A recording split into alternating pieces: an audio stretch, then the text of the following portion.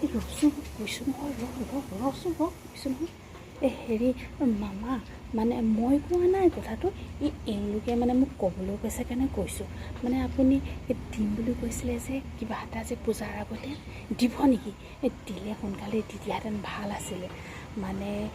সকলোৱে মানে কথাটো মানে আলোচনা বিলোচনা কৰি আছে যে মামাই পূজাৰ আগতে দিম বুলি কৈছিলে বস্তুটো নিদিয়ে নেকি দি দিয়ক মানে সোনকালে মানে দিবলৈ থাকিলে দি দিব লাগে হয় নাই কওকচোন মানে তেওঁলোকৰো কিবা এটা কাম আহিব আৰু আপুনিও আইমাতৃক সকলৰ পৰা আশীৰ্বাদ এটা পাব নহয় জানো মামা মানে আপুনি দিম বুলি কোৱাৰ কাৰণে কিবা এটা মানে আশা এটা পুহি ৰাখিছে সকলোৱে